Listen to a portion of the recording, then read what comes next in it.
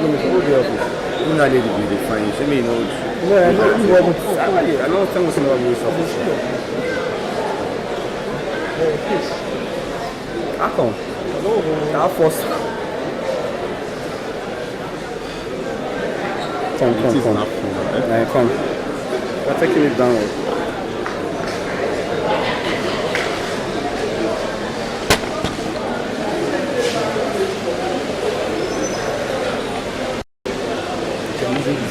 Yes.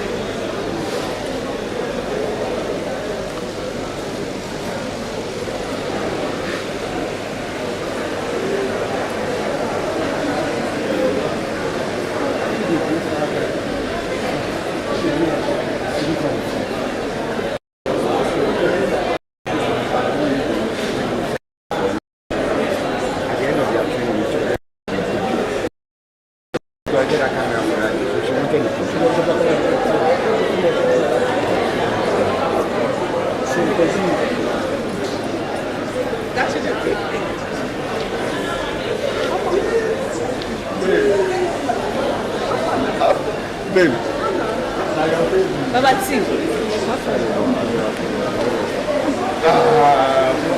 Hello,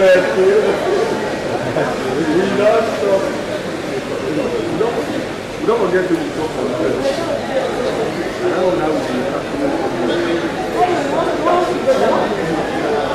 last time we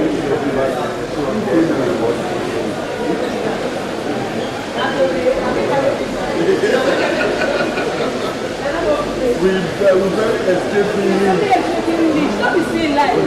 Huh? They find me come my good thing, and not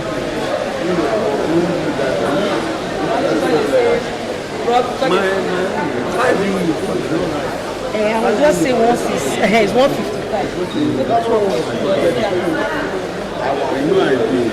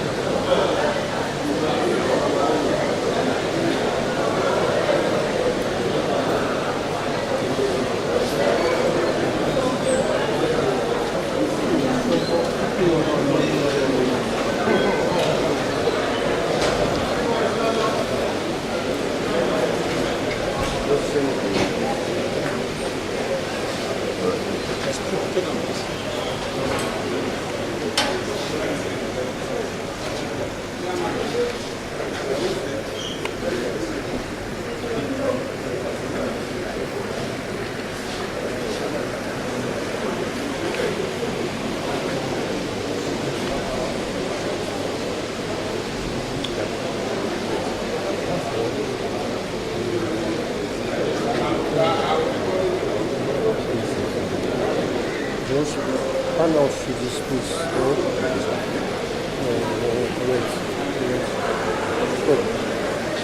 Hoje a solta.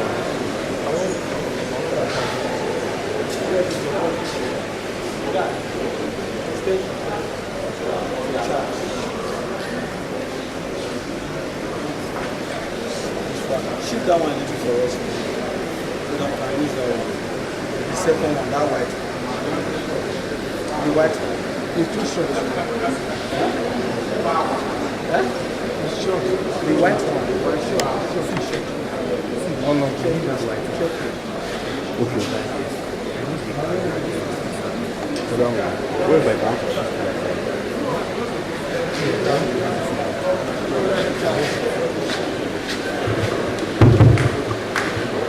With the permission of the registrar, we want to quickly start off this program for today so that we'll close on time.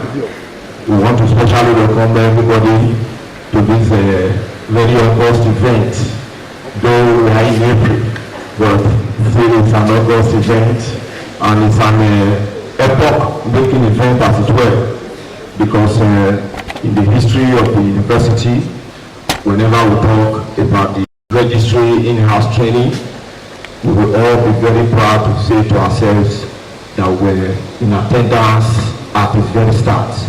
So without wasting more time, we want to call on a clergyman to help us start with prayers so that we go as fast as I will give the microphone to Pastor Owe to please start off with opening prayers. Let us pray. In Jesus' name.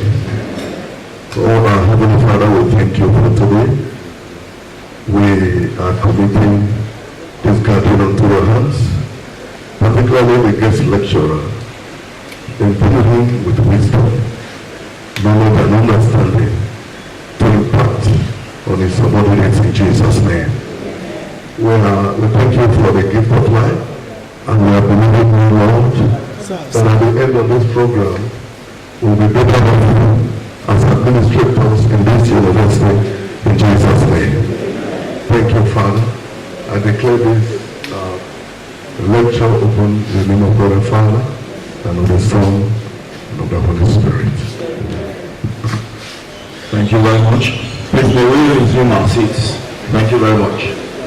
Once again, on behalf of the committee, on this committee, the registry in-house training, we want to welcome everybody, and please, we hope and pray that please we are all attentive.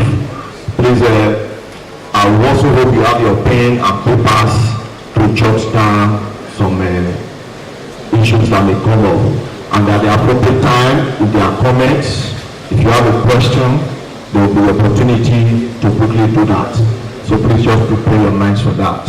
So as I've said, we will waste our time at all today. I quickly want to hand the microphone to the chairman of this Registry in-house training committee in the person of our very respected and able senior deputy registrar, Mr. Eso Bemudia, to welcome us to this event, make his remarks, and also quickly introduce the speaker for today's event. Sir.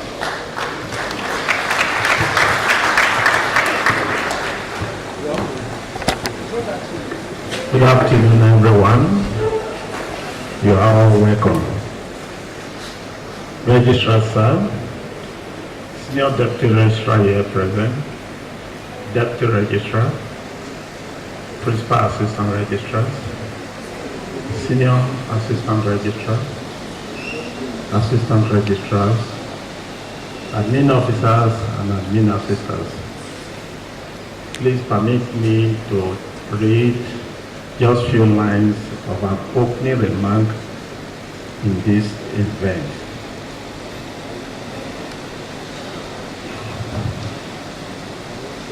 It is with immense pride that I, on behalf of Uniben Registry in-house training committee, welcome everyone to this historic event. There is no doubt that history is being made, as today will go down in the annals of this university as the most talked about Uniben Registry in-house lecture series makes its debut. This maiden edition of the lecture series with the topic Potpourri of University Administrative Practices will be delivered by no other persons than the Chief Administrative Officer and Registrar of this great university, Mr. Ademola A. Bobola, Registrar.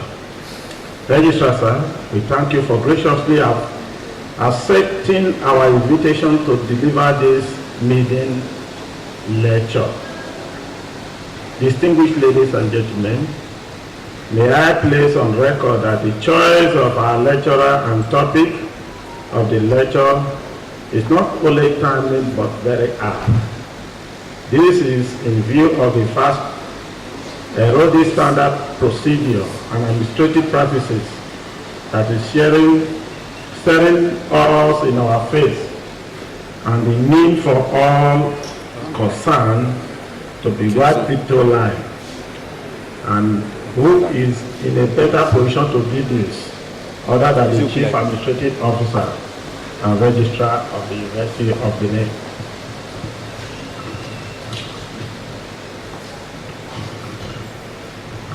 Permit me at this junction to take you down memory lane. The chain of events that culminated into what we are witnessing today started mid-November 2022 with my appointment as Chairman Uniben Registry in-house training committee. Other members of the committee are Mrs. Ekwaba, Deputy Registrar, Center for Entrepreneurship Development, Mrs. A.N. Ofun, Deputy Registrar, Labor Relations and Staff Training, Mr. D. Al Orere, PAR, Faculty of Law, Mrs. O.B. Ogire Adedayo, PAR, Faculty of Life Sciences, Mr. D.O. Itoje, PAR, School of Medicine, Mr. T. I. Umba, SCRO Council and Committee Matters, Mrs. O.N. Edeko, SCRO Center for Forensic and DNA, Mrs. D.J. Ekanem, SCRO Department of Human Kinetics and Sports Science, Barrister N. Iyekibolon, AR Legal Division, and Mrs. S.I. Isai Bedo, Assistant Registrar, Dean Service Faculty of Law, and Secretary of the Committee. Our terms of reference as stated in our letter of our appointment to the committee are: 1. To consider and bring up recommendation on instituting Uniben Registry training program on a quarterly basis. To come up with a yearly theme that each quarter training process, training topics will focus on, and identify suitable staff as resource persons for each training program. 3. To handle and oversee all activities relating to holding successful registry training program quarterly. To render a report of its activities to the registrar. The committee had a series of meetings on how to forge ahead. And what we are witnessing today is the result of our persistent and sustained determination to achieve our mandate.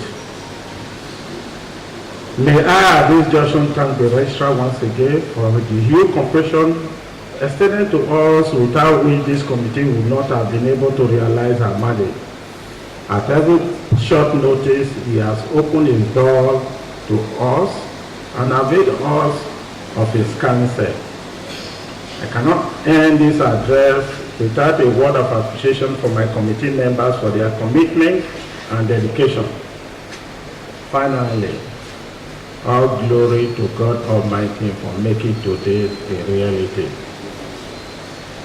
It is now my single honor and privilege to invite our registrar, our boss, to deliver the meeting Uniben E-House lecture series. Thank you and God bless you.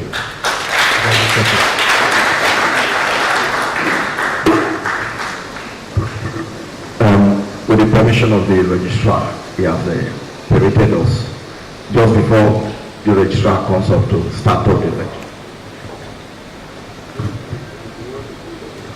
It is our privilege and honor now, please, to ask us with a round of applause to welcome our auspicious guests and most distinguished registrar of the University of Benin, Mr. Ademola A. Bobola. Let's round up on our feet as we come up to deliver this meeting lecture with the title Potpourri of University Administrative Practices. Let us clap as it comes.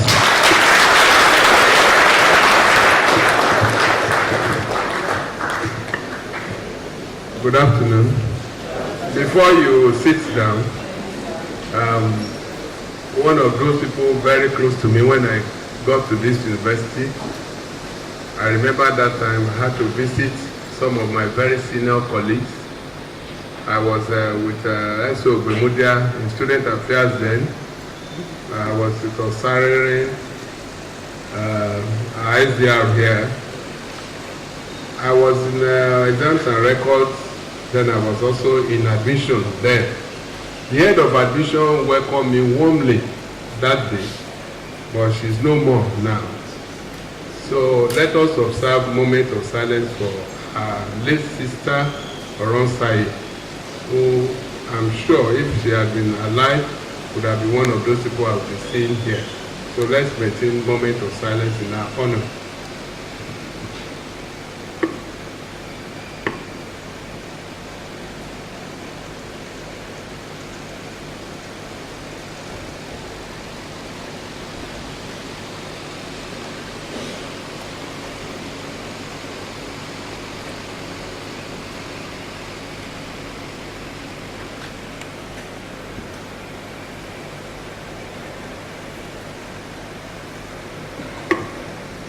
May the soul of the departed continue to rest in perfect peace. So, can have your seats.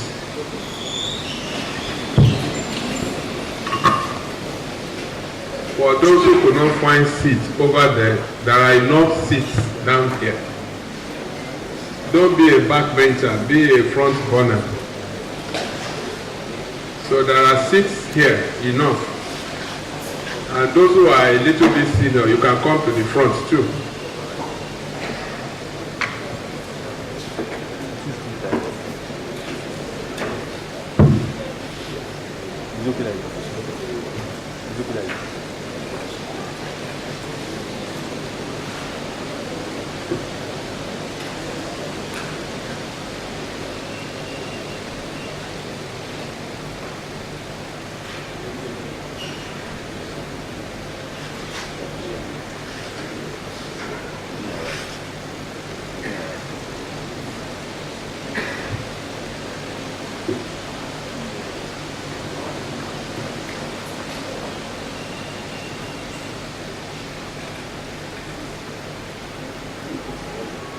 Well, let me start on this note. First and foremost, to thank God for this opportunity to stand before you. I never dreamt I would be the one to give this lecture at all. The last time we had a meeting with that committee, when Mr. Ogbemudia said I must interact with the committee, I just thought I should just show off briefly. But at the end of the whole case, when we interacted, the committee insisted that I must be the one to present this lecture. Initially I said no, but at the time I was to leave, the chairman still insisted. I thought maybe he was not serious with it, that he will soon get out of that spot.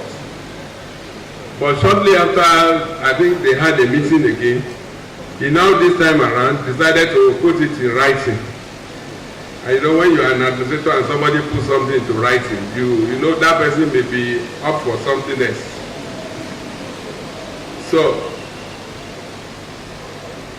the best I could do is to reply, to say, I want to stand by what I told you the other time, and I'm not going to bend. But on the second thought too, I also discovered that there could be so many things for you to learn that I need to just dish out. My concept was that when we considered our committee, it was the time we were presenting our strategic plan. And one of those things that came was that we should have continuous training. And then we were saying that from different sectors of the university we'll have training, particularly from registry concepts. When you talk of university registry that we normally should know.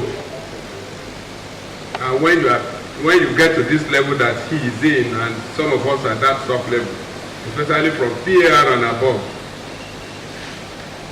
you have what is called the council. There's a unit for council.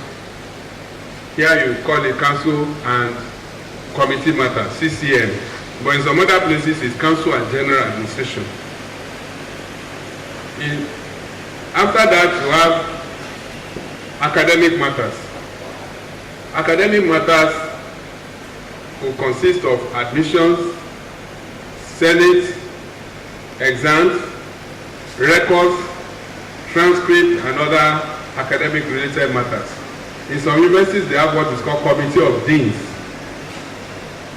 And here you don't have committee of deans, but you have committee of provosts, deans, and directors.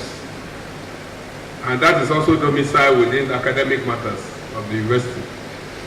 Then you also have personnel matters. In some universities, and human resource. And in many universities, they are now directorates, functioning on their own, even relating with ACU, Association of Commonwealth Universities. And I happen to have been director in that unit before. What are the units under these directorates? You have academic establishments, which some people call academic personnel. You have senior non-teaching. In some universities, they call them admin and professional staff group. In some universities, they call it admin and technical staff. Now, you also have junior staff. In addition to that, within that same personnel group, you have what is called welfare matters. In some universities, they lump all this want to service in a committee, you need refreshment, you need anything, it's under welfare. In some universities, they lump annual leave. You want to proceed on your annual leave, there's a unit that deals with annual leave. Here you have what is called general duties here. General duties handles leave. Whereas when there are issues of, what's it called now? When there are issues of accumulated leave, you don't go to general duties again here. You now go to establishments. But in other universities, all of them are under personnel matters or establishment matters. In such a way that is the person controlling, who is the head of that place, that oversees even when you are talking of current leave or accumulated leave, it's the same unit. Unlike where you have different channels here. Also under this directorate, you have what is called pension and records. Pension, because at the end of our duties here, we are going to retire. Is anybody praying not to retire here? We pray that we retire in good state. So when you retire, you go to that one. So there is a unit within human resource dealing with your records, liaising with bursary, and then you link up with PFA, everything affecting staff when they need to go for registration update of their records, next of kin and all the rest of them. So you also have other units too under that facility, but I think those are the key areas. Then you have within all of these student affairs. Student affairs, whether you like it or not, is only the dean and the assistant dean or deputy dean that may be academic staff. All the other people working in student affairs, they are all administrators, whether executive or secretary or whatever, or PEO or whatever you call them. So now, the essence of all I'm saying is that those are the key areas. The last part that you can also talk about when you talk of registry is the faculties or schools offices. Faculties or school offices.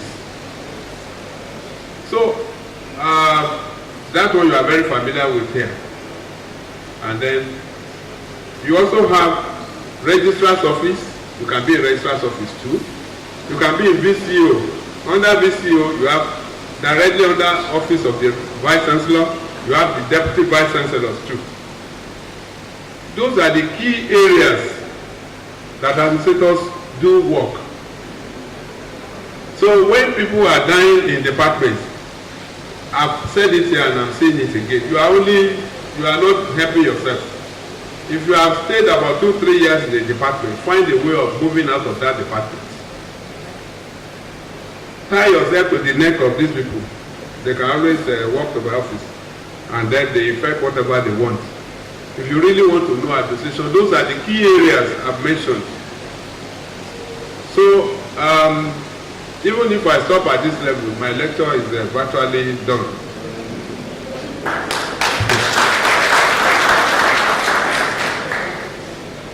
Distinguished ladies and gentlemen, this lecture is something that all of us will have to interact and talk easily. It's not something that I want to just talk. If I have my way, I thought I would just sit down and then throw one question here, or silently coordinate, or DR said they coordinate, or anybody, and then I can now relax. But let's see how it goes. Now, I want to express my appreciation to God, like I said from the beginning, and then to Madam Vice Chancellor, because she's always interested in having training, and she has encouraged the registry to develop.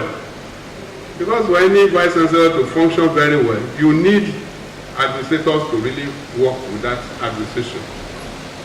If the registry people are not up to date, it's going to affect any Vice Chancellor anywhere. So, when a Vice Chancellor wants to really perform, the Vice Chancellor empowers the registry. And I want to thank the Vice Chancellor for this. And she has encouraged that we should continue to have this kind of training. And this training is not restricted to registrar, for your understanding. That's what I discussed with Mr. Eso Bemodia and the committee. Bring people from different sectors. Let's see what we can do. About, was it up to 5 months ago or so, we were invited by Lapo Institute to come and train them on administrative matters. And some of you were there. Dennis Aigbe, you were there. You presented on council. Very good paper. Osage was there on exams and records.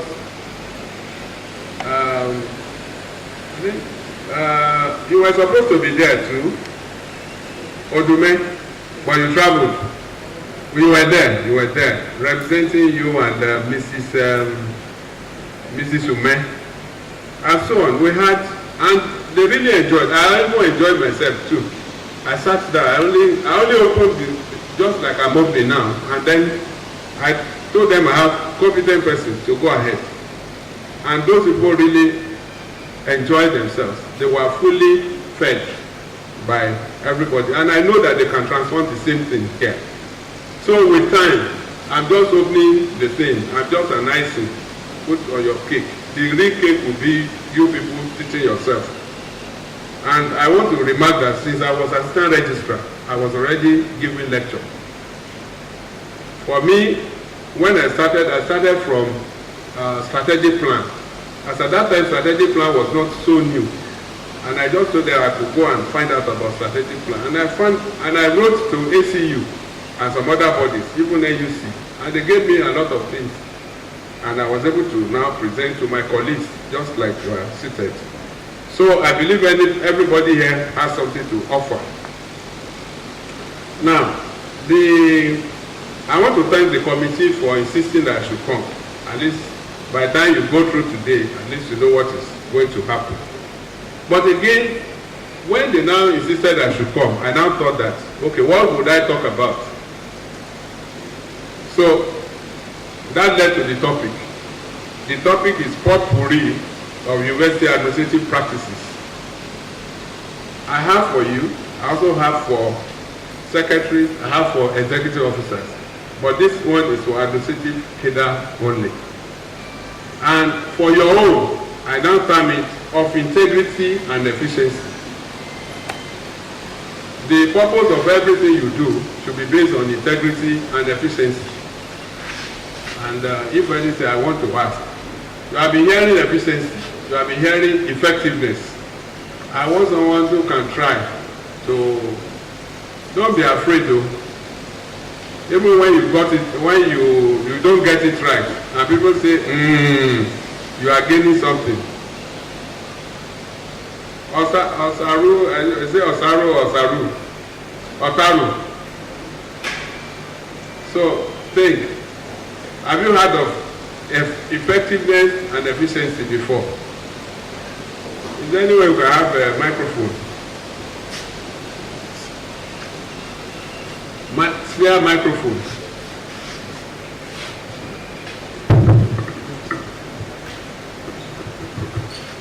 Mr. Registrar, efficiency, in my understanding, is do things in a very efficient way. Do things by doing things thoroughly and on time.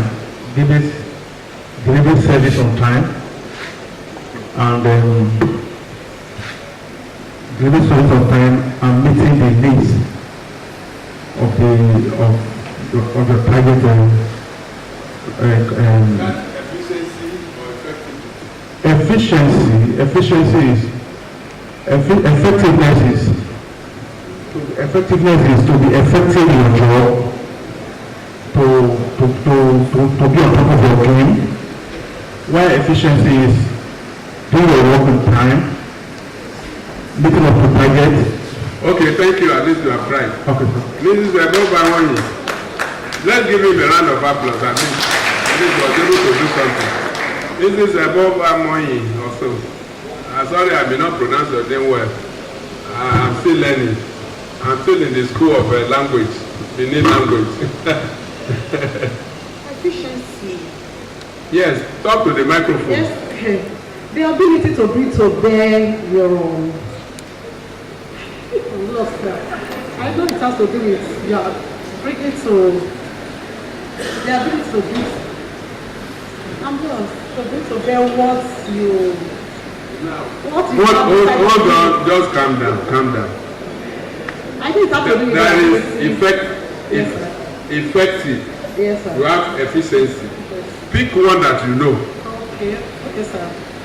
Efficiency. Let me pick efficiency. I feel is the ability to bear what you. Okay. Okay, at least.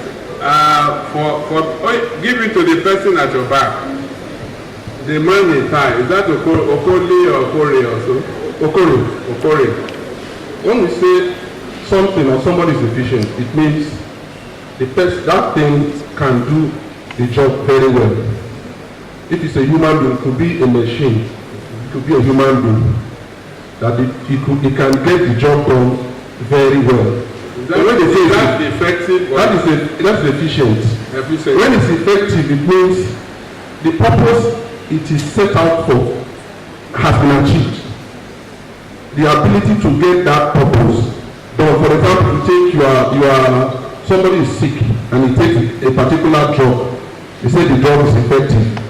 The effect is pronounced. That the desired goal is achieved. That is it is effective. That's is derived from effect. So that solution you deployed worked well. It has achieved its end. That's effective. But efficient is that something has the capacity to do the job well. That is my own understanding. Thank you. Anyway, let's give him a round of applause.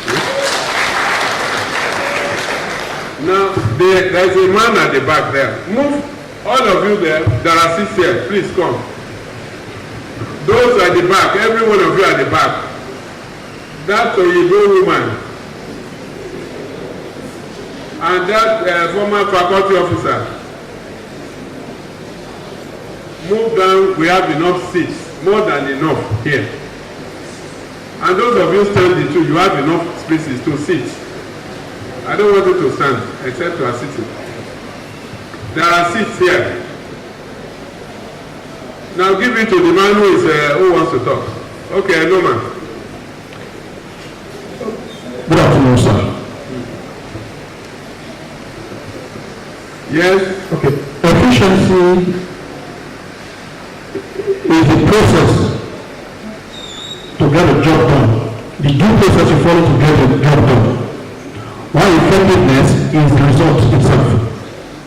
Efficiency is the process to get a job done. The following due process to get a job done. While effectiveness is the result itself. Thank you, sir. Okay, thank you. Let's give him a round of applause. Madam, come down here. The man there with come around. You have enough seats here.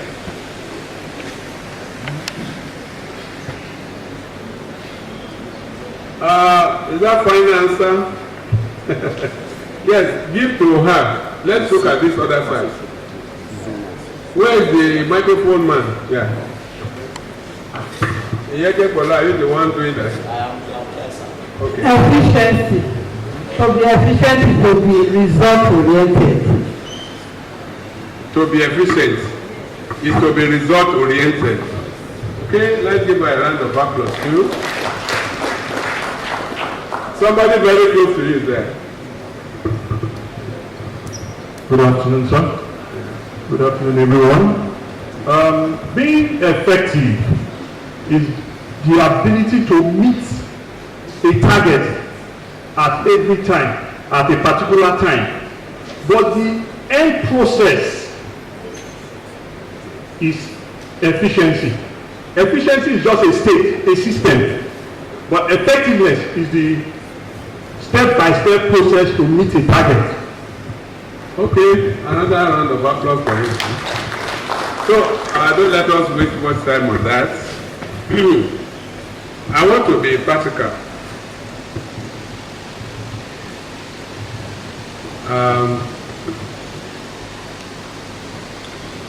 Now, let's say there is war between two kingdoms. War between two kingdoms. In those days, Benin Kingdom used to be very strong, very powerful. And Benin Kingdom wants to go and invade Ondo Kingdom.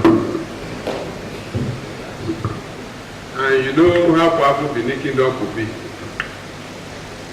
the first set of, when they reported to Oba of Benin that there are rebels around Ondo Kingdom, the Oba of Benin will just call, something close to your name, they call the head of the warriors. Go to Ondo Kingdom, 200 strong men, and my special force, I have another 1,000 face Ondo Kingdom. They now get to Ondo Kingdom. They destroyed everywhere there. But eventually, only the head of the warriors and 3 of the other soldiers in the king's palace returned. About 5 of them returned, but they had leveled the Ondo Kingdom. Now, you have another state, that's stage 1. Stage 2, the Oba of Benin just felt that the secret of Ondo Kingdom is when they see fine ladies and so on and like that, they get carried away. You now look for very beautiful, fine Benin something, push them. They invaded the kingdom of Ondo to send only very strong 50 men to be led by the head of the warriors. They now push the ladies to give them all the secrets. They invaded Ondo Kingdom. And at the end of the day, only one of the ladies, because she was not careful enough to retreat, they cut her head and so on and so forth. But they were able to defeat Ondo Kingdom. And they came back to report to the Oba of Benin. Of the two, which one shows efficiency, which one shows effectiveness?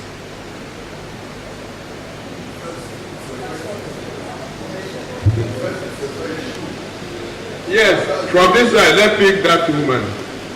Which one is effective, which one is efficient? They were both effective, but efficiency was more in the two. They were. They were both effective. Where is the microphone? Let's hear our voice. Somebody should be helping us now. You delegate someone to help you now. Your leg is too long. Let's hear her voice. They were both effective. Okay. They got the result. But the efficiency was more in the group 2, the women. What shows that it was efficient? First, they did not lose a life. They did lose life, yes, but not like the first group. They all came back.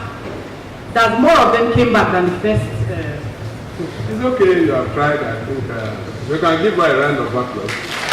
Anything markedly different? Is there anything markedly different? If there is none, let me just explain.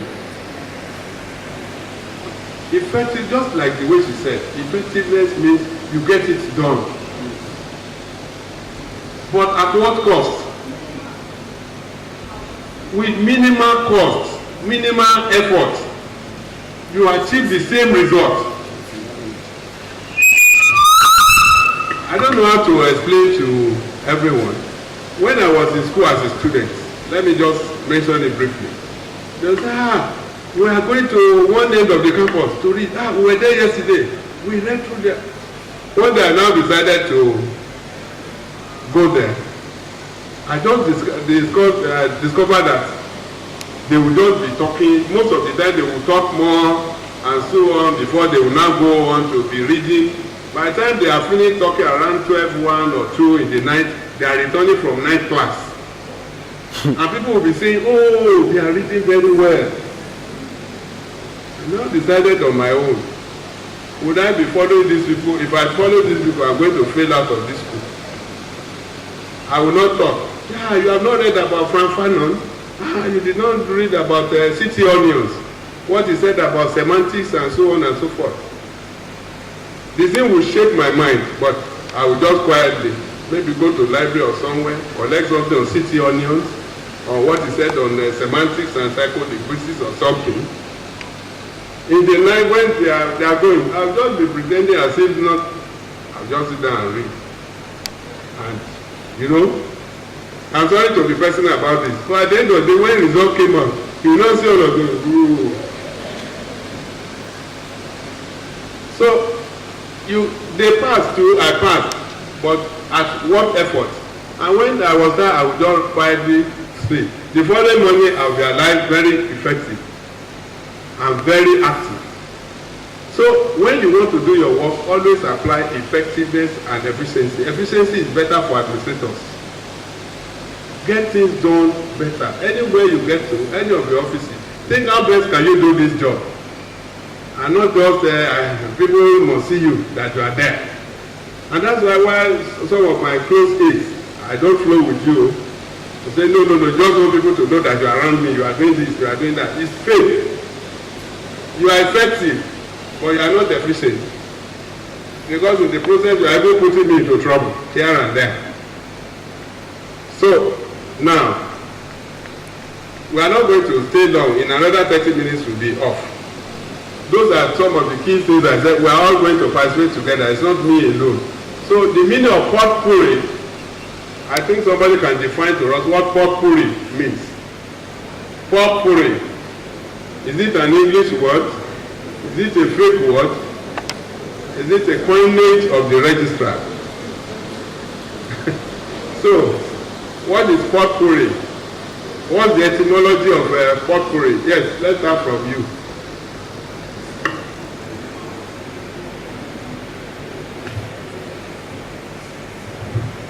Potpourri is of French origin. Yeah, that's very correct.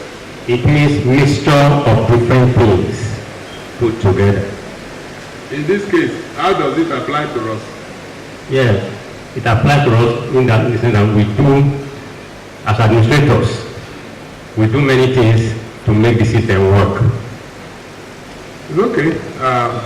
You didn't get the second part well. I want you to domicile it to my own topic. But we can give a little clap. Let's give him a little clap. I've told you this is a class. I started my life from teaching. So, even though I was in ministry, but I love teaching in those days.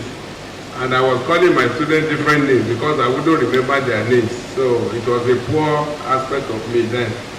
So, and I also learned from when I did one of my master degree programs somewhere.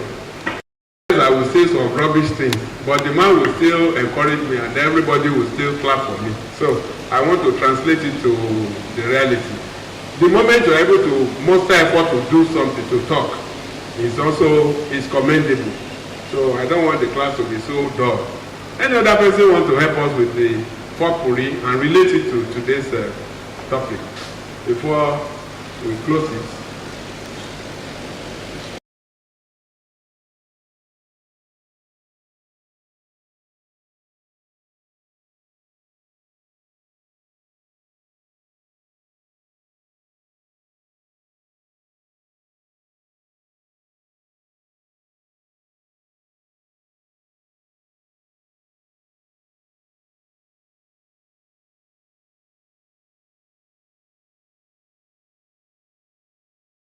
Flowers, different flowers together to give a fine smell of its French origin.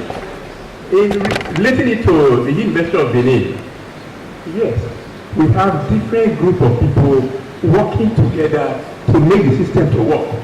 We have administrators, non-academic, we have the technical staff, we have the typists, all of us. So how can all of us work together so that the system move effectively? That is the purpose. Okay, thank you. Give him a round of applause. So, well, you have tried. At least you now know that it has come from French. The etymology is French. That's the source from where it has come from. Mixture of different things, and then to form something out of it. And you have about 5 different meanings of potpourri, but localizing it to my own. Yes, he has explained to the university. Yes, that's very correct. But this one is not that I'm going to talk on council. I'm not going to talk on personnel. I'm not going to talk about student affairs. I'm not going to talk about admission or energy. So I'm going to talk different areas, a mixture. You can pick from different sources. If you look at the slide here, you have the concept of university. I'm not going to dwell much on that. The answer given by that man, we can universalize it. It's a mixture of everything in a university environment. The concept of universal. So, and I don't want to go into the history of university system, but to let you know that university system started from the medieval period. Medieval period, you had the first set of coming up. And incidentally, in Africa, we had University of Timbuktu, apparently to be one of those earliest universities. But the modern universities actually started from Bologna, Paris, and London, starting it off. So those are the modern universities. In America, they started with private university systems, with Harvard coming up around the 16th century. So I don't want to go into all those histories. But you know, in Nigeria, we now have over 207 universities. And of these universities, you have different categories of universities in Nigeria. And of course, you are used to private universities now. Those are the earlier ones. You have, before then, you had series of universities called third generation universities. Most of the universities of technology. Then you also have the Seven Sisters in Nigerian universities. Seven Sisters. The Seven Sisters were initially used as college or colleges attached to bigger universities.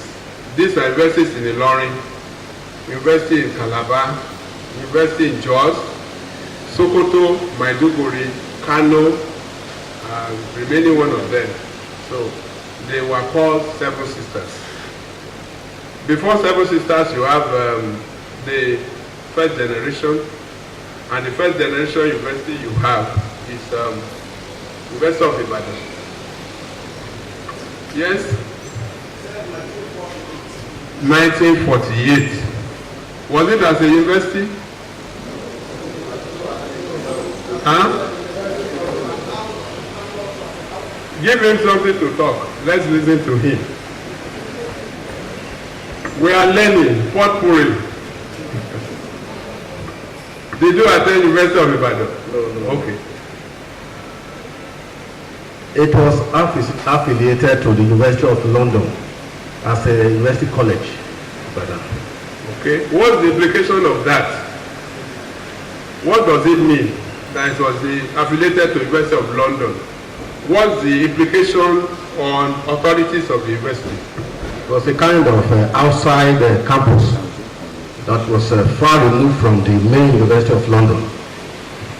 I think you are very correct. The first organ there was called principal. Can you imagine? The head of the University of Ibadan initially was called principal. So, not like the principal called by, somebody was saying, principal, now only you waka come. But it was called principal as at that time. When did the University of Ibadan become an autonomous institution? When did it become autonomous university? We should know that now. I thought everybody should know that. I want to say hands up. You are not sure. I've mentioned it here before. One day when I was talking to you here. Okay, who can tell me the first autonomous university in Nigeria with full university status? Which university is it?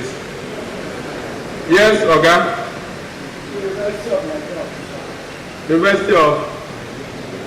University of Nigeria, Nsukka. Let's give him a round of applause. There's this controversy between Ibadan and UNN.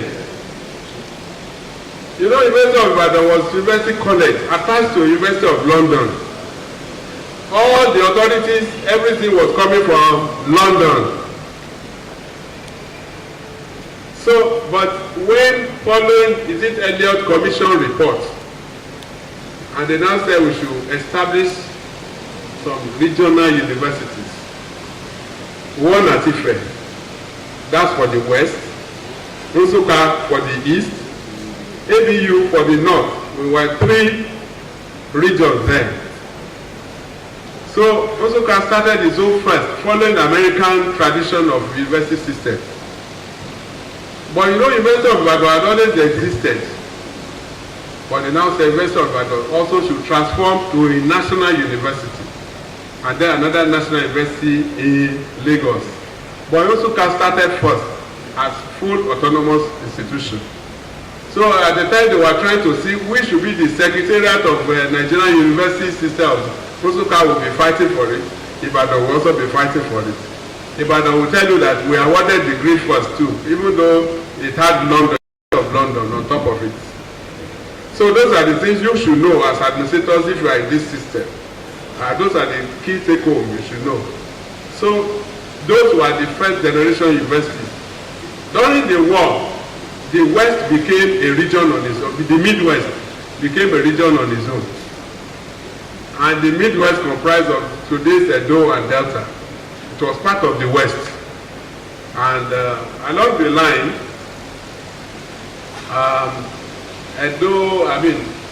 Midwest decided to have its own university in the 1960s, late 1960s. But you know there was war in Nigeria. The war lasted for almost 3.5 years or so, from 1967 to early 1970 or 71. So that's the reason why University of Benin had to start a little bit late. Possibly University of Benin would have started around 1968 or so. So now those are the first generation universities of which University of Benin is a proud member and so on. Now, going forward, administrative structure.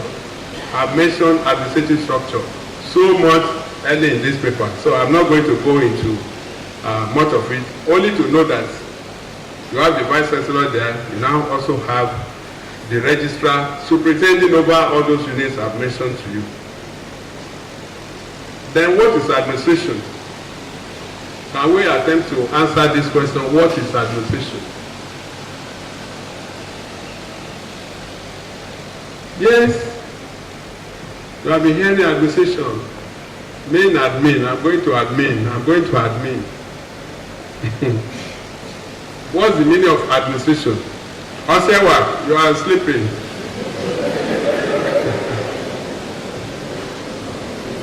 I told you I was a teacher before, so I can be here and be picking your face from somewhere. So from now on, what we should just do is interaction. I've done, like I told you, I've done the lecture from the brief one that I had before. So it's a take home. Go and work on administration, we'll come to it later. I have all the definitions here with me, but it's part of your take home today. When I was a teacher, I would give you take home assignment. It will be the first thing I will ask the following morning. You are part of administration, but you can't define administration. Now let's go to some areas that are very important to us here.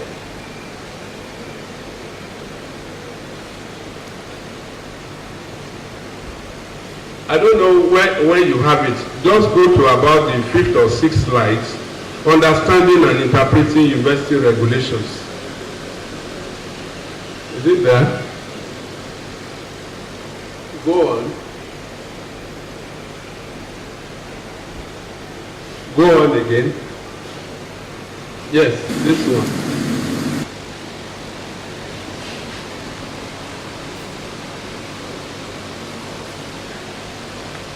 Most of you, let me also appeal. Condition of service. Many of us have done condition of service before.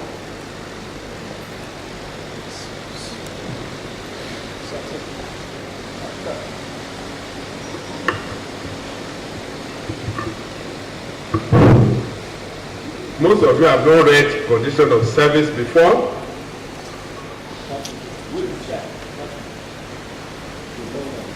what are the details of those things contained in condition of service? When you say condition of service, you have University of Benin condition of service. What are the various subheads? I want to be from this end. Give me one. Mr. Kolade, appointment. Good. Promotion. Going this way.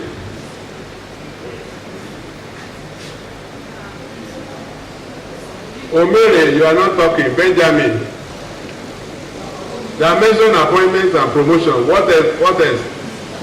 Discipline. Yeah, good. From this side. Leave. You like to go on leave. You like leave too much. There are other juicy things inside condition of service. I want to mention. Yes, that lady.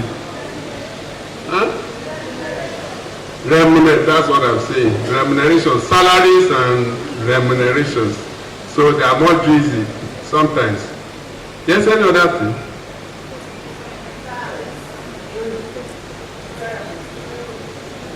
Nobody is sure of himself. You have training, you have retirement, and so on and so forth. Please make sure you get yourself familiar with all of those things. It's going to help you. When you say you are an administrator, those are the things that should be in your head. And you go to some interviews, they ask you such questions. Most of the things I'm telling you today, there are things you come about at interviews. And you should prepare for interviews. So I want you to understand what it means to interpret the regulations. Sometimes when I ask for people to do appraisal, they only mention only one part. They will leave the other part. You are supposed to do everything in totality, not to look at one side only. You should be able to interpret every section of the regulation, maybe for appointments. And you have different appointments, contract appointments, regular appointments, casual appointments, and all the rest of them. Sometimes you ask somebody to do appraisal of something, or sabbatical appointment. He's quoting something on something else entirely, because it's within appointment. So the next slide, management of meetings. Management of meetings. Who is more important in a meeting, the secretary or the member? The member.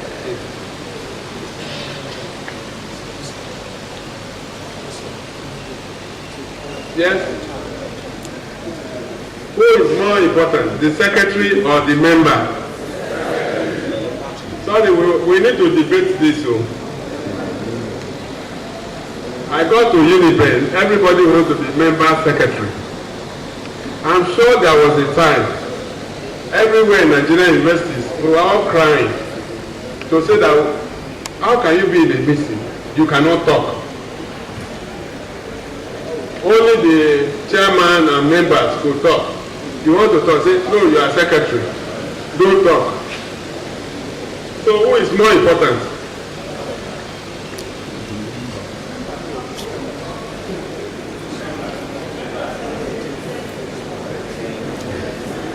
And I want you to defend your position. So I've told you today's meeting, everybody must talk. So if I have not talked today, I can call on you to talk. Dean of Arts. Why is this thing not working? Oh yeah, tell us. Come, you can come here. After all, you're a pastor. Sometimes they call you to come and lead the...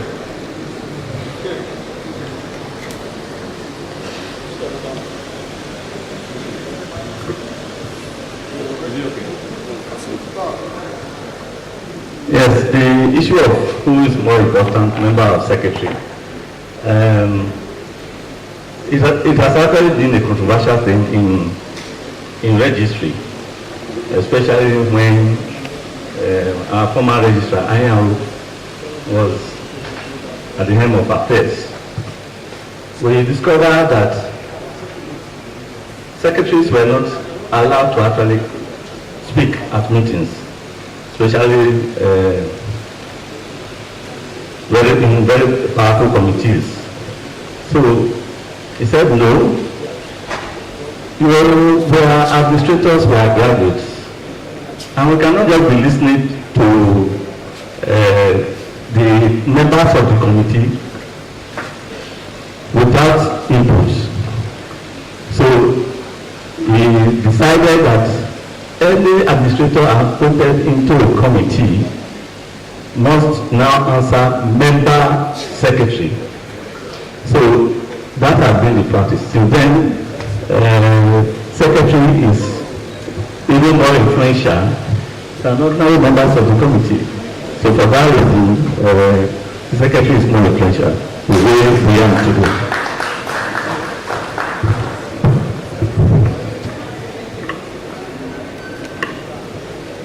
Well, is anybody wants to say something contrary to what they have said? Let's give him a round of applause. Is there anyone who really wants to? Yes, anyone? No controversy. Do you agree with what he said? Okay. There was a time in the system, people were just saying, you must be a member to be effective in a committee.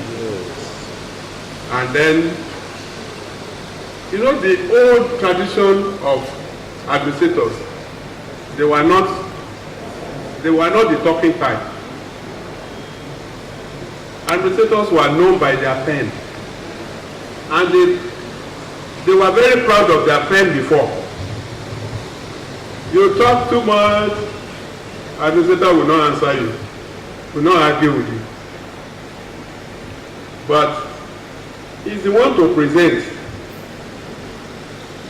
And when he presents, he uses his own language. And when he uses his own language, he can defend himself. For those who have worked a bit close to me, you will discover that when you write something, I'll just say, no, you don't be like this, and so on. Because if you are not careful with the way you present what you write, you can land yourself in trouble. Let me give you some areas where secretaries are very strong that I've used before, and you can look into that. I'll be in some meetings. From beginning to the end, they will be criticizing the secretary. You didn't do this. You didn't write that one. Secretary, we said you should go and do this. Secretary, you should do that. How many of you have been in such meetings before? None of you. Unimed is good.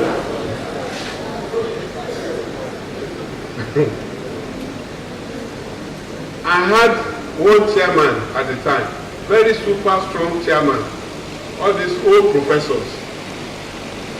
He was chairman task force on projects on the campus. They now made him the secretary. And people will come from Abuja then to monitor our projects. And once they come around to monitor projects, the minutes of previous meetings, they will bring it. They will look through the minutes before going for inspection. The man will write in my minutes, very, very good. Produce for next meeting. But when we get to meetings, and they are talking, say, secretary, I thought we have corrected this thing, and so on and so forth. That was secretary. The man was always, even as highly regarded, he would not want anybody to point anything about him, to oppose it to the secretary. In fact, there were meetings that it would just be as if the meeting was all about Mr. Secretary. So, who is going to do the writing? Is it not me? I will not argue with them. I will just keep quiet. Because the power inside of you is more than the one you are showing outside. So administrators must develop the power inside of them. Don't argue with anybody unduly. The power belongs to you to use. pretend as if they are the people who are so. But there are very wonderful people in the system. If anything I've learned in administration, I learned most of them from meetings, professors, academics, and so on and so forth.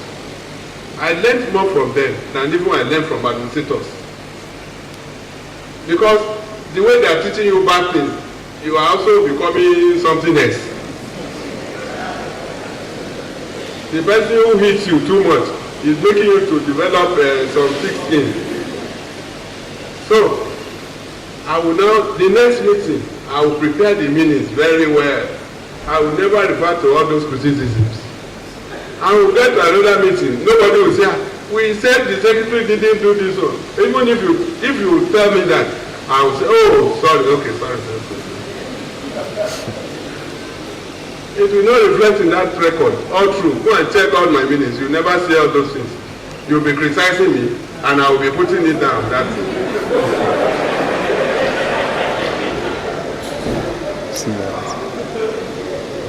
So, please, administrators must wear a sixth sense.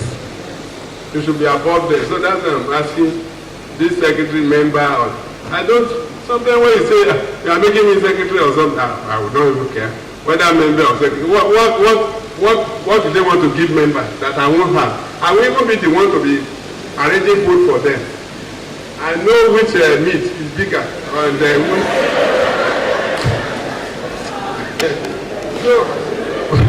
so why do I need to call myself a member? For what? Because with this our position of secretary, we are into everywhere. Everywhere. Even if I'm not in this committee, I have an administrator is a member, a secretary. I will know how to penetrate them. Use the system to advantage positively, not to destroy the system anyway. Because some people are just really critical about what you do. So you must know where you're something, but don't play into their hands. When you start to argue with someone, you will dissipate yourself and so on and so forth. So that's the issue of management of meetings. Make sure, present your report, do it well as much as you can. But again, there was something I was doing, which I want to sell to you. As I am now, I'm registrar. I don't see myself as that registrar that you cannot go over my work. As for those people working with me in the office, once I write anything, I throw it at you. Go and read. They say, registrar, I cannot go. I say, what's the meaning of that nonsense? It's my name that will be there. When you go through and you correct me everything, and I say put my name, who are they going to praise? It is me. So you should learn some of those things that you do something, nobody can touch it. No. When you write your minutes or reports, give it to other persons around you. Even somebody who is not as knowledgeable as you will find something. I think I've told you about this. I wrote an application to be registered somewhere. They were looking for means of hitting me just so that they would not give me the position. And I played into their hands. How? I wanted to say I joined the university system. The secretary typed and put I joined. You know the front page of your application now, Baba, you know. You always write yourself, you want to present yourself, showcase your face. I gave it. And I went through, I thought everything was okay. They have answered all the questions, I've cleared all the things and so on and so forth. Although shortly before then I saw the thing, I knew it was, but there was nothing I could do. When I thought they should just release me to go from all their attentions and so on, said, you want to become registrar of this university? Said, by God's grace, no. So when you write, do you normally go over what you write? I said, I do, and so on. Did you go through paragraph 3 of your application? I said, I did. And you thought everything was okay, that you could present to this August council. So I knew where she was going because I had seen it. I said, oh, something like this happened. But I just didn't know how the thing, you should be more careful as registrar. Thank you, ma'am. But again, if somebody else who is not as knowledgeable as me had gone through that document, although I was in a hurry to submit it, they just told me, go and bring something. I just the one I submitted some. I just appended my signature, and that was all. It was when I was about to go for the interview itself, I now saw that, why did I submit something like this? I joined it. When you do your work, please show it to people to help you look through. We were to sign one letter as I was about to rush here today. We were trying to adjust the letter. You have been appointed as the faculty of so. But because we had enough faculties, we just pick one. But this time around, it's a school. But in the body of the letter, you have to still change the faculty to school. If I had even signed the letter, and somebody stood in my front and said, you are writing this person, I thought Professor so is in school, not in faculty. And then you now take it to the man and say, registrar, sir. No, they will not even come to registrar. Sir, they will go to Madam Vice Chancellor. Madam Vice Chancellor, thank you, you have directed registrar to write me. But Madam Vice Chancellor, we have not changed our school to faculty.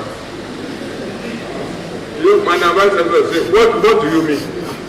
The letter here, Madam Vice Chancellor, it shows that's the way it happens in this system. No, let it be here. Thank you. So, whatever you write, no matter what, please, as administrators, show it. And very close to that, always have very good attitude. Somebody is correcting you does not mean it's against you. In fact, when you correct me, it makes me stronger. So in the system, try as administrators to put on all the best that you can. Minutes of meeting, pass it to your HOD, to your dean, to your supervisor, let them go through. And whatever corrections, don't mind the man. He thinks it's so easy to write minutes. It's not easy to write minutes, I want to tell you. To write minutes, to write reports as administrators, it's not easy. Especially when you have somebody who is going to correct you. If it's just to write nonsense, you can write nonsense and put it there. So we'll soon round up, maybe in 10-15 minutes time we'll round up.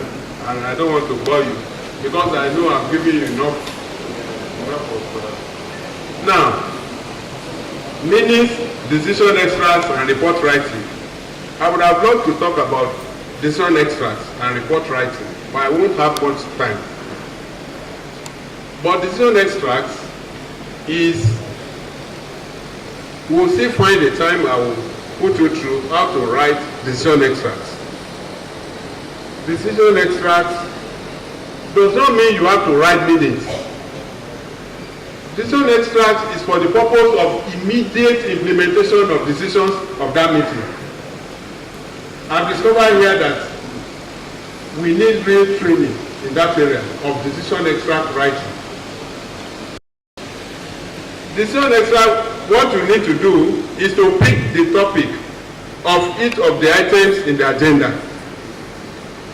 You will not put that the committee or the board deliberated extensively on this matter, particularly with effect, with regards to so, or with respect to so, and the following decisions were taken. Put 1. All students resuming on campus should wear helmets, if that's what the decision is. The dean of students is to ensure implementation of this. Number 2, this and that. But a lot of people, they still go over all the deliberations. It's not necessary. It's only for your minutes. And even in the minutes too, you don't talk too much. What your report or minutes should be about is the meat that comes out of it that can be implemented. I hope I'm clear about that. Now, report writing, that's another time. We won't go into that. Report writing. Report writing is different from minutes. you can have, for instance, the difference between the two of them.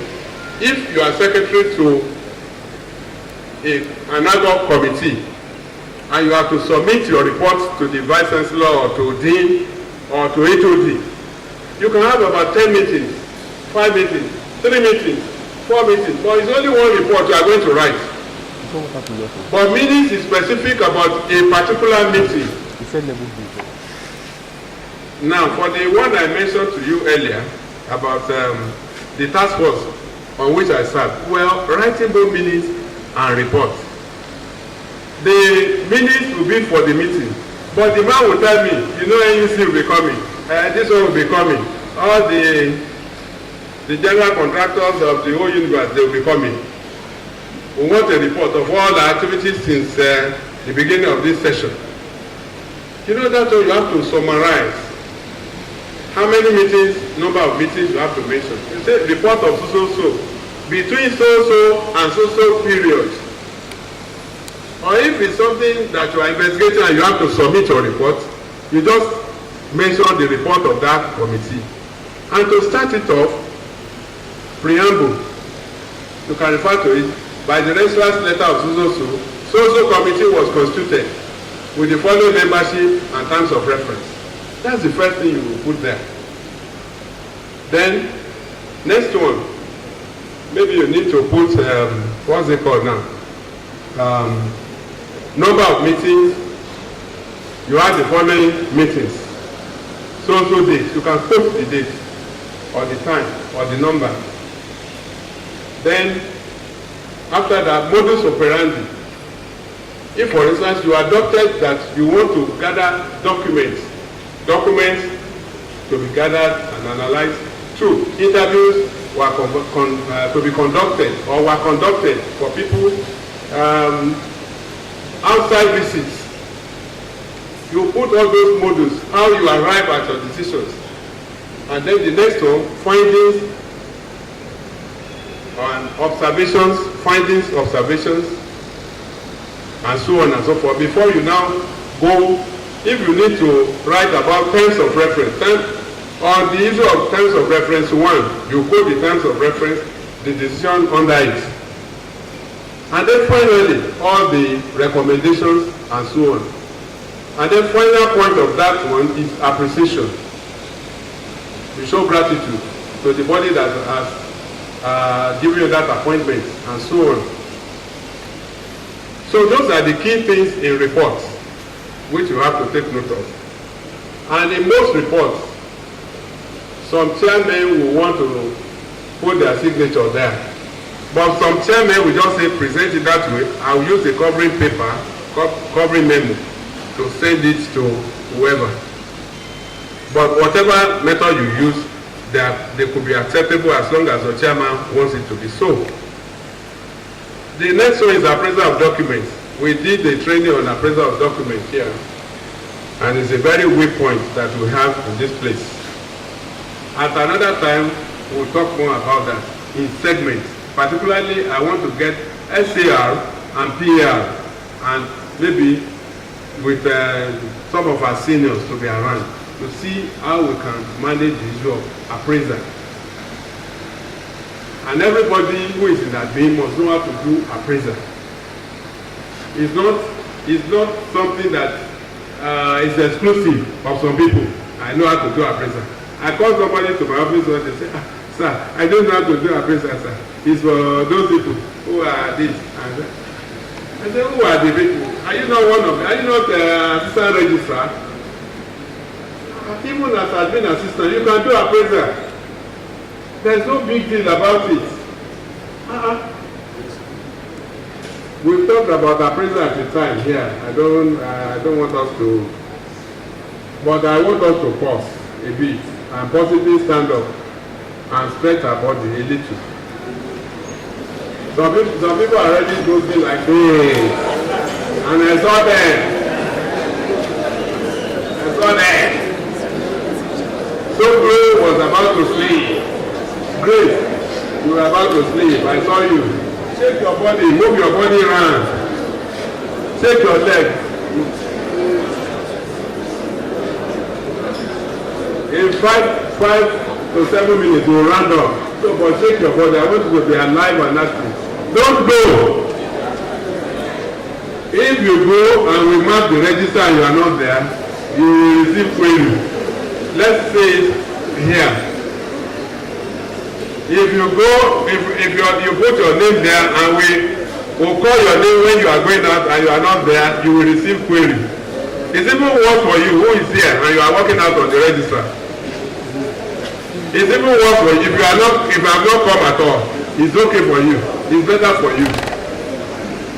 Because I said you should stand up, you are now scrolling out. Scroll out and scroll yourself into trouble. Yes, an administrator is both, it's like a bee. While you are standing, an administrator is like a bee. A bee produces honey that everybody likes. But a bee is can also sting you. And it can sting you to death. But I don't pray that it stings you to death. So don't dare an administrator. An administrator can be so nice to you. But at the end of the day, if an administrator wants to deal, he will deal with you seriously.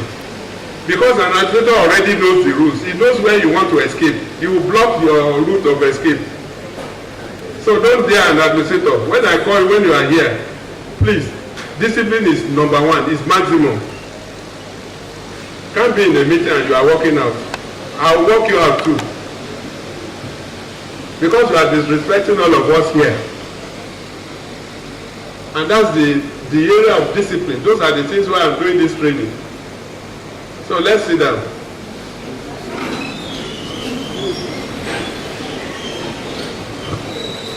Now, that woman, yes, that woman, stand up. You were not standing up. That where you have that Oyibo is looking backward. The woman about yes, and the person next to you. Yes, the person next to you. Stand up. Why did you not stand up? You sat before I said you should sit down. I saw you now. I didn't know you yesterday, so why would I focus on you today? You are this woman, not you. Not you. It's that woman. I told you I was a teacher before. So if I'm teaching in my class, I look everywhere.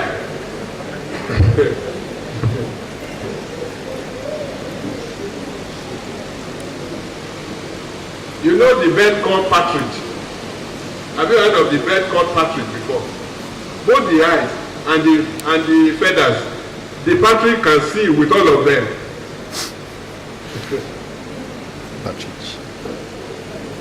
Partridge. The registrar is like the mother dog. I've always been telling my staff, I'm like the mother dog. The mother dog will be playing with the puppy, playing with the but the moment they do something that the mother dog doesn't like, he will bite them. It's not for fun that somebody is holding that position. It has both the positive and then the other side too. Sit down, madam.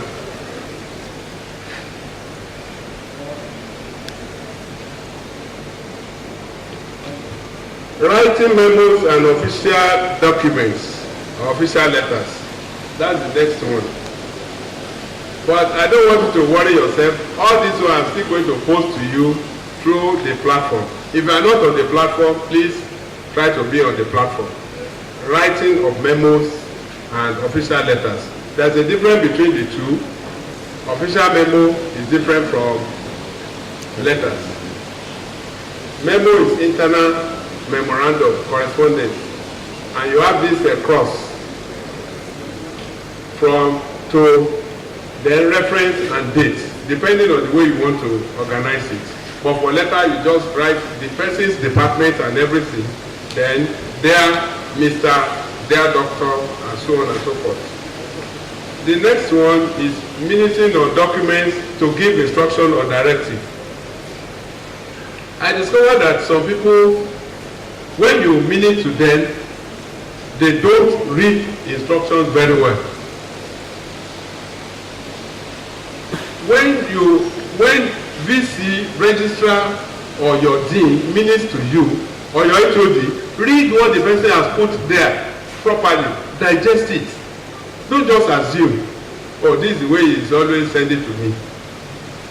For instance, our VC has a style. VC will just say, DR Senate for your attention. PRCCN for your attention. You know the TM? Don't you see? For your attention. With red biro. But you know that the person is applying for something. He said for your attention. In another document, VC will write, DR Senate, approved. DR Admission, approved. The same person, on the same matter, maybe you're applying for, I want to register for 15 credits or 54 credits or something. DR Senate, for your attention. In another document, DR Senate, approved on behalf of Senate. Who can tell me the difference between the two? Simple now. I want you to tell me the difference between the two. You want to help us? Baba, you want to help us? Okay, PRCCM, bail us.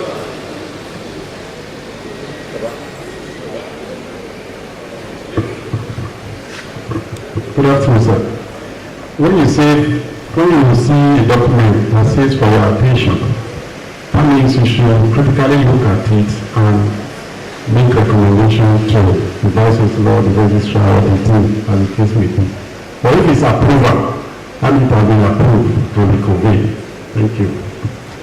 Let's give him a round of applause. You see, hold on to it. I hope you are hearing me now. Don't just assume. For your attention, yes, draw your attention to it. What can we do about this? If you need to bring up a position on it, look into the regulation. This is what the regulation on this matter is saying. It is Madam Vice Chancellor who should approve. But this one is for the attention of the dean of the faculty of the guy. They need to bring it from the board of studies of that faculty. But if it's approved, on behalf of Senate, you know that only that after convey, you will put that paper down. When the Senate meets, you bring it up. VC has already approved this, so these are the details. Then I also discovered here, when I mean to some people here, they do what is inside of their mind. Very common, I've seen several of it.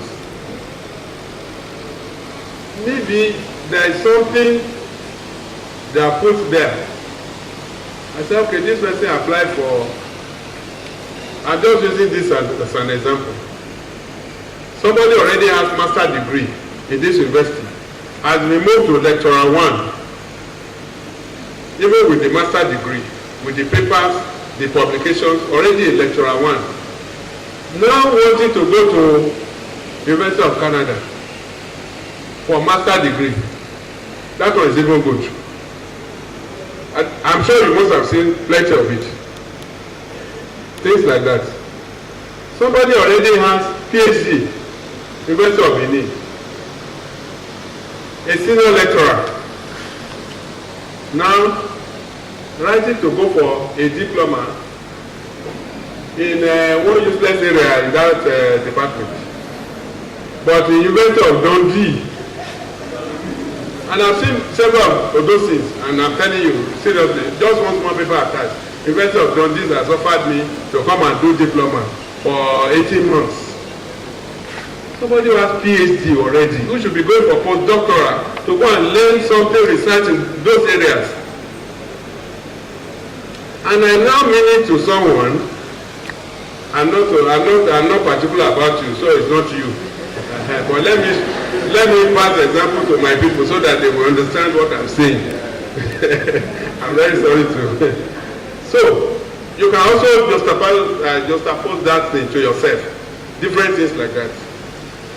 I said, this particular person already has PhD.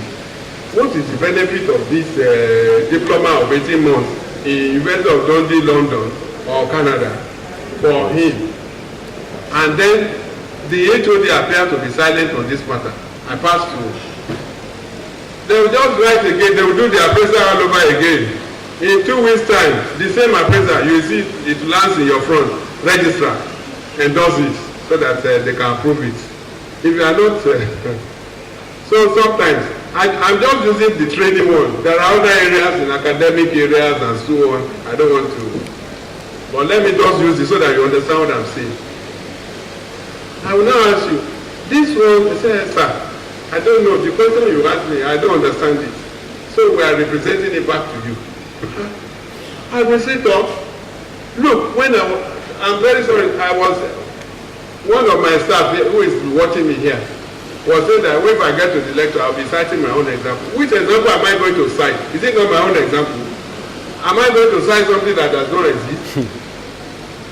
As AO, I've said it several times here, and AR, anything of, it's not that I will confront you. I will only let you know the regulations and not the rest of them. Somebody wanting to, after having PhD, is a senior lecturer, want to go and do 18 months of diploma. The person really just want to run away from this country. It's very clear. And you are deceiving me that I think I don't know anything. Even if the man has bought you wine and good bread from Matthias, please do your own work. HOD. And I said we should do something like that. I said the registrar has observed that this person is going for diploma after having PhD. The registrar wants you to explain to him what it means. That person, I just ignore that person because if I really want to, I will deal with that person. But you know, there are some of those things you have to put aside. When I was at that level, I don't need the registrar to tell me what to ask that department. As it gets to me, before I won't do anything appraisal to him, I will write, even if I want to help that person, HOD, I'm writing a memo to you. You know you are my friend. But this thing cannot fly, but I will write to you. Justify it properly. If you don't do that, you can now write to the HOD, explain this one, and so on. The HOD can now do a comprehensive report that there is a certain area in that faculty requiring specialized training. The University of Dundee is remarked for so in that field, and so on and so forth. You not justify the thing, and you put it together. If you bring it to me, I will now do the appraisal again. So you have to use your, if you are not that intelligent, you can't really prosper on this job. You must wear your intelligence. You want to help someone, and you are just pushing the thing. But it's only a foolish administration that will approve that kind of thing. So read the instructions properly. You don't need to be quoting that the registrar is asking you to do it. If I'm deputy registrar in charge of training, labor relations, I'll be more, I will write you, justify why this person should be allowed to go to University of Dundee for diploma program of what? So, in 2-3 minutes I will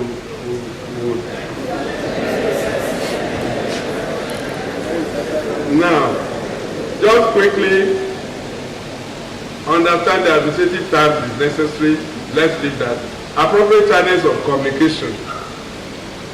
That I'm sure administrators should know where to start from, and so on.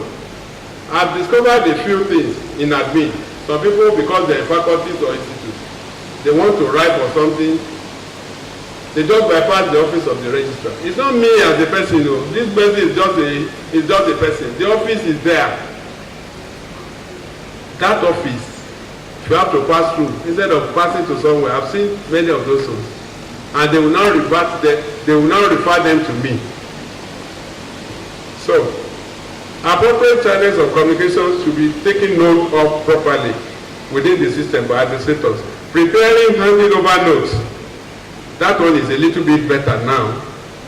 I've taught you about handing over notes before. before you do your handing over, find out what you are to hand over. Not just the fan, radio, aircon, carpet rug.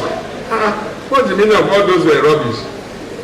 It's the duty you are performing there. Let them know. These are the duties I was performing. And these are the pending issues. And these are the members of staff who work with me. And you are going to find them useful. So those are the things you put in your handing over note. Then, mentorship and followership. For those of you who are very senior, sir, please develop these other young ones. It's not easy, but develop them. Mentorship, followership. Then in the system, you should know somebody you can also be following. There are people, not just, some people are good far off, but when you move close to them, it may not be, but at least move close to them. Learn from others. Learn from the seniors. Even the person might not be that successful, but you can advance something in that person and be close. And like the other time I said, you can bring up papers, you write your report and so on. Who said you cannot cross and give it to somebody else to help you vet if it is not that secret or confidential? You write it, you take it to somebody else to help you go through. That's all. Then punctuality, you know that one. Attitude to work, please. Let's improve on our attitude to work. I want to plead with you on this. Many HODs, many days, they report. Although as much as possible, I try to defend my administrative staff. But I cannot continue to defend you when you are not doing the right thing. Some administrators are giving them 2 months rest. Some will just say, these 3 people, just post them off. I will not post anybody back to you. Don't post anybody back to you. Just take them away. I know 1 or 2 of you, I don't want to face some people's faces, who have come to me, people in the offices. They just move them. Okay? Now so, say, this one cannot work with me. I try to correct him or her. I don't want such reports again, please. A few of those moments, I said they should query the staff. It's not to destroy the person's record. I just want to know. And 1 or 2 occasions too, I know the staff will be on the right side. So let me give you the benefit of defense. It's not that somebody is reporting Reverend Sister to me now. I said, just query her. If I say query her, it may not be because I want to hit her. It's because it might not be true. And when I now throw like a bomb to you, you want to.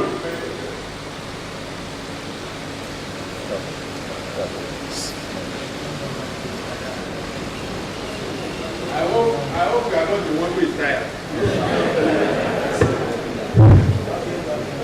The microphone is telling me everybody is tired. Don't worry. We'll soon vacate this place now. I'm not going to go through all those things. We are going to send you all the details later. Corporate dressing, please, always dress very well. This morning, an administrator was in my office, and I said, who are you? He flew his polo, and he didn't talk in his head. He just wore anything, anyhow. And I said, no. As an administrator, Omere, can you stand up? You can use it as an example. Okay. Good. We have Odume, we have, And this is a man who is always corporately dressed too. I always admire him.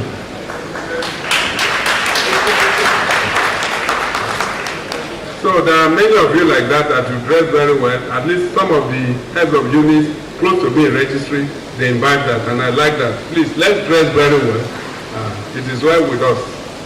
Then, confidentiality. Please, our work requires that you keep everything confidential. Please. Please. The next one close to is corporate espionage. This one I want to teach you this trick a little. Somebody can enter your office, Some people, their eyes on this side can work very well. They will be talking to you, but they are seeing something you are putting here. They may not even see it properly at the end of the day. Nowadays, that phones are even available. Some people can even snap it. And they snap, and it could be something else. As administrators, please don't allow anything to leak out from your own end. It's a red line. Don't cross it. If something happens in a meeting, it is not your own duty to be talking about it. Although incidentally, for most times, administrators are the first person to be accused. If there's any leakage of any information anywhere, it's the administrator there. Na lie. As you are there, some people are even sending text on that matter. Look at the last time we had Senate meeting here. We talked about academic calendar. I got to my office, not up to 20-30 minutes. The president of the student union was calling me. Sir, is this something? I want to talk now. This is the academic calendar. I said, it was corrected, and we are yet to effect the correction. We said after the correction, we'll take it to DVC account and VC to take a final look. The guy, after 10 minutes, the president of the student union called me, sir, please, this one is beyond something we can postpone. Please come to us. I had to be calling this Baba DR service. Yeah? So we had to, that's why we did all the correction in the office and abandoned you. So that we could send to them, and then it became, because it means as we were in that Senate meeting, some people were already copying the thing, and they were sending to people outside, and so on. So please, avoid all of those ones. Let it come from them and not from you. Integrity, go and read about it. Accountability, read about it. Innovativeness, go and read about it. Effectiveness and efficiency, we have talked about that. Then the final one, trustworthiness. You should be trustworthy. When somebody cannot trust you, I know a few persons, it may not be true. They've reported some of it and say, I don't trust that person, you know. All the secrets are everything there. This person can take it anywhere. But as an administrator, at least, if they talk about some other things about you, it shouldn't be the issue of being trustworthy. It talks much about your integrity. And I want to say something like this. I don't know where you will see me in future. There is no serious position you can hold in future. People will not go and find out who and what you have been. In my place, there is one tree called Iroko. I don't know whether Iroko exists in Edo and Delta State. Yes, we know of Iroko tree. Have you heard of Iroko tree before? They said Iroko tree that a small child got to the Iroko tree, said, this Iroko, they talk so much about you. What kind of a tree are you, sir?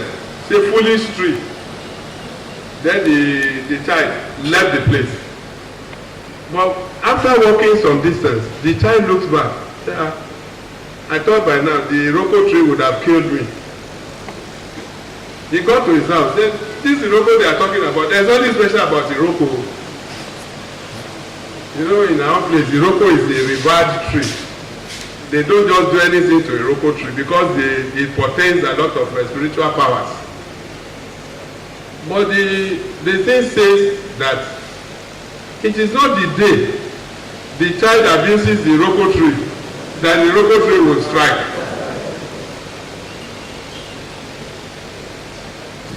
I don't know whether you understand what I'm trying to say. There are things that you feel you can just do now. You don't just care. It could not be when you feel that you have got it all that it will not catch up. In those days I read a book, Want to Have a Change of Scene. It's James Hadley Chase.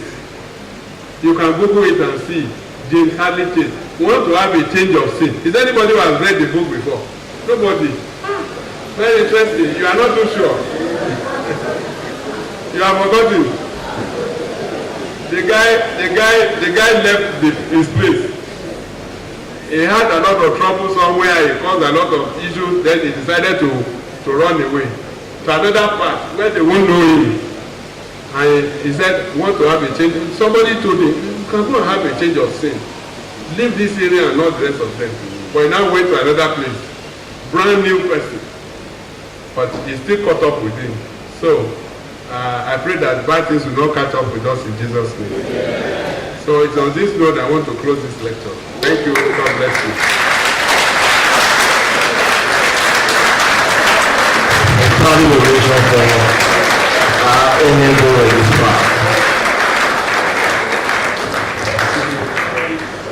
We thank you all very much.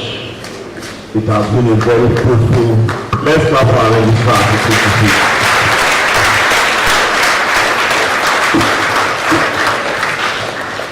Very beautiful 30 minutes lecture. It has been very beautiful. For the past 30 minutes we have been here and the registrar has done a lot. And see all of us are still charged up. Please let's resume our seats. Thank you very much. Please we'll take very few comments and questions. Few. We won't keep us here anymore. More than necessary, please. Any comment or question from what we had or what we have not had? Any comment?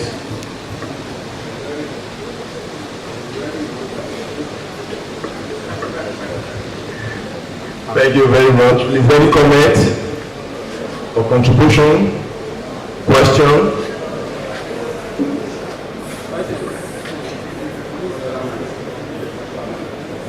Please, let's inform all of us. The contents of this lecture will be sent to our unipen.edu emails. I'm surprised many persons when they were filling their attendance sheets, they were saying they've not done the verification theirs. Please find time quickly to know we're going to do it. The ICT department will help us send the content of this lecture to your email. It's better and more paperless. So if you have it on your email, you don't need it as a paper or your table. But then you can print it yourself if you so desire. Then we also send it to all the administrative platforms. Thank you all very much for your time. But before we go, somebody? Okay, here you go.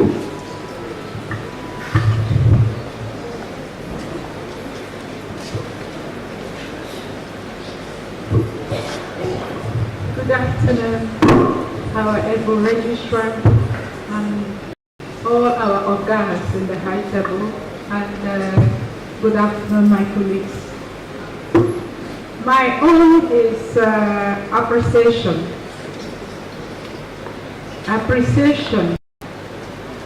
All you have said. In fact, when you were talking, I was thinking whether your head is a little encyclopedia. But I just want to say thank you for reminding us what we learned many years ago or what we have forgotten. Thank you for bringing our attention to those things we're supposed to know. Thank you very much. God bless you. Thank you. So in the spirit of appreciation, somebody's there. Then just only that one now, please.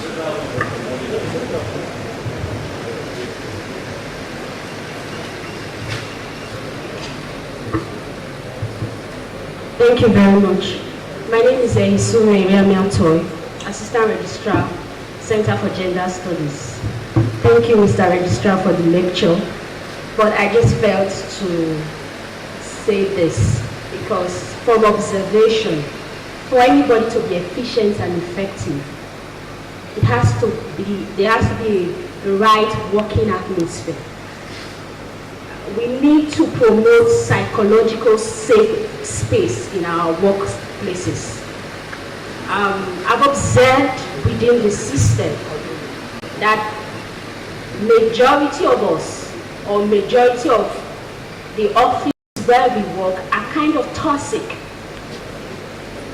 Because imagine someone right now, the state of the nation is enough to make one unstable, so to speak. And then you come to the office, your environment is also not friendly. Your environment is also not safe psychologically. I'm glad you touched on the fact that no man knows it all. It gradually sinks. People lose interest in their job, not because they don't want to work, but because what the system is pushing into them. So in a nutshell, that we should create the right atmosphere. Bosses should be sources of inspiration to those they lead. Leadership by example, leadership by inspiration. Leadership, it's about bringing out the best in the people that you lead. Not every time putting down syndrome. Thank you.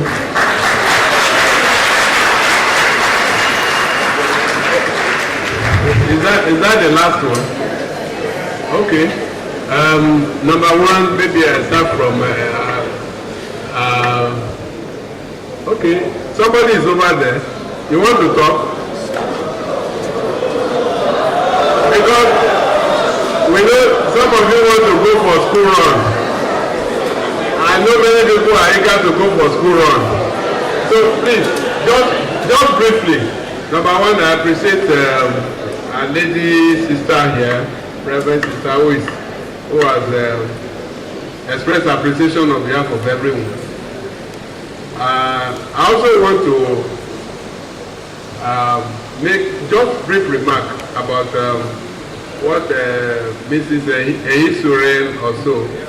Yes, I may not pronounce well, but at least I have idea. So I think I understand you, but I didn't define administrator, but I only show some things to you. The man I said I work with, that task force, another time we were together, he said, administrators, I don't know, you have to be an administrator to understand what I'm saying. Don't compete with others in the system. When you have, but I understand that those Delta people, they know they take last. But I come from a tribe that is a bit different. A typical Yoruba man, you'll be slapping him, you'll be saying, it's this one. But he knows what to do. I want you to wear the Yoruba mind. I'm very sorry to say.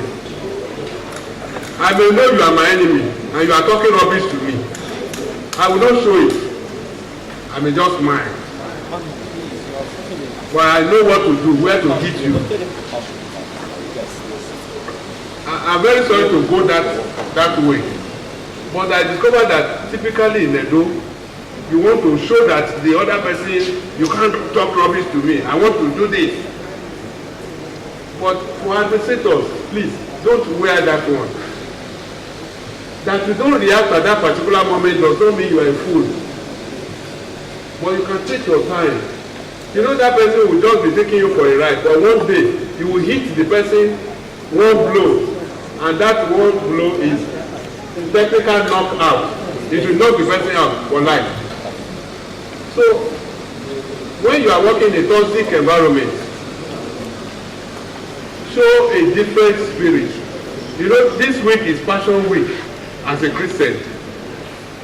Jesus Christ was abused, but it never showed it. But at the end of the day, because he was concentrating on where he was going, if you know where you are going in this system, don't fight with anybody around you. Don't, please. The one I just mentioned is just a little tip of what I faced. My colleagues in the office, if you see what they did to me, so many stories to tell, but I will just keep quiet. I work with one VC. He will just abuse you in front of everybody. He will just talk rubbish to you. But are you crazy? What is this and that? Later, after a year or so, he said, when the time came, if you didn't see me, you will not be able to do anything. So I want you to just, I think there are some things in my own life that you can also learn from. And I have friends who are registrars too, who can also testify to what I'm telling you. If it's possible, I'll bring one or two of them here. One of them is the current chairman of Committee of Registrars. So he said he learned so much from me. The head of VC's office in Futana, he was a boy, I brought him up. He said, "Oga, how did you also take this insult?" Because I have where I'm going. But here you want to prove that this. That's why I said if you are in a meeting and they are VC you, and you know they want to do the write-up, you are going to be the one. And if you are in a toxic environment, I like University of Benin. If you come to registrar or Mr. of Remudia or anybody, I want to move from that place. They will move you. But there are places you will say you want to move. They will not move you. I know places that we said, move this person. The registrar will just say no. They won't move. Or the things will just become so bad for the staff. And I've worked with other different registrars too. They have different methods, different styles. So for what you have talked about, be an administrator. Pocket your own pride. Even though you have your own pride, but wait for your own opportunity and then develop yourself better. What I discover you people don't do here is that you are not developing yourself professionally. If you are concentrating on your own professional development, all the evils that people are doing around you, you won't see. It's because you are competing with them. That's why you are seeing what the other person is doing. I grew up in a system where the competition was very serious. Very, very serious. And I knew that the competition was serious. I concentrated more on my work. But before you know it, some of them, like we're in this program now, they will be showing off everywhere. They will knew all of them. They will show off. VC will know them. DVC will know them. This committee will know them. I was not competing with that. I just concentrated on my way. Studied the rules and regulations. Studied about administrators who have been before. Different Adamoleko, the first African registrar investor of Badon, and all the rest of them. And I concentrated on this. Even when people were running to academic, it's only there, you are free. When you get to academic, I concentrated on this one. I had another job. The money was much. I said, let me concentrate on this job. So be focused. Don't fight the small ones around you. The bigger things are ahead. So I don't know what else to add to it.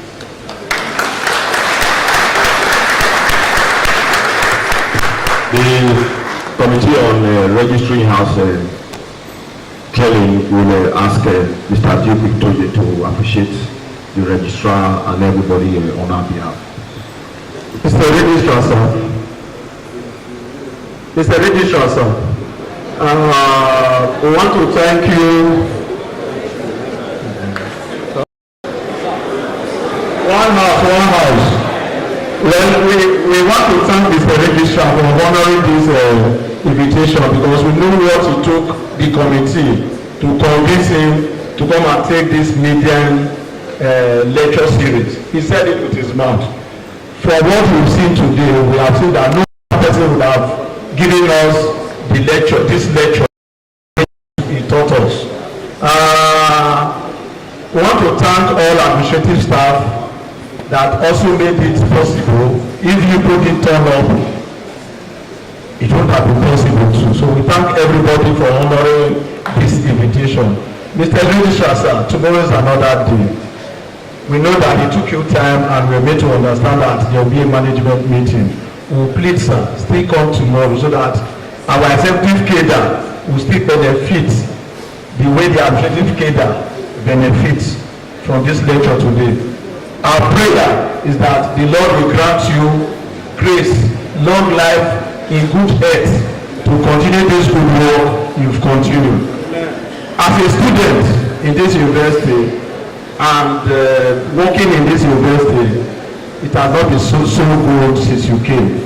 We have seen other registrars, but we can see that there's a difference. I'm able to say, sir.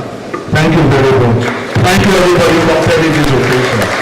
Thank you very much. Please, we want to also thank Mr. Registrar for giving us water and snacks.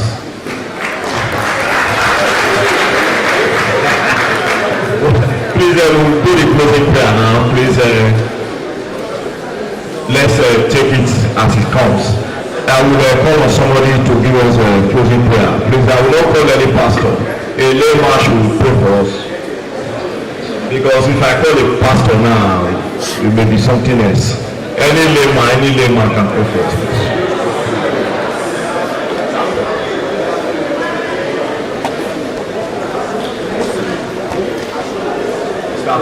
Okay. I have been directed to go the other way.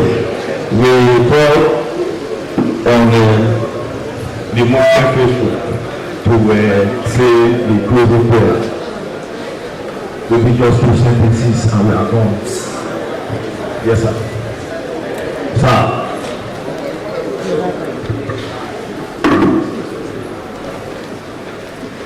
In the name of God, the beneficent, we pray that God takes us to our respective homes in peace. Amen. Thank you for coming. Please, LPROs and DROs will be with us today.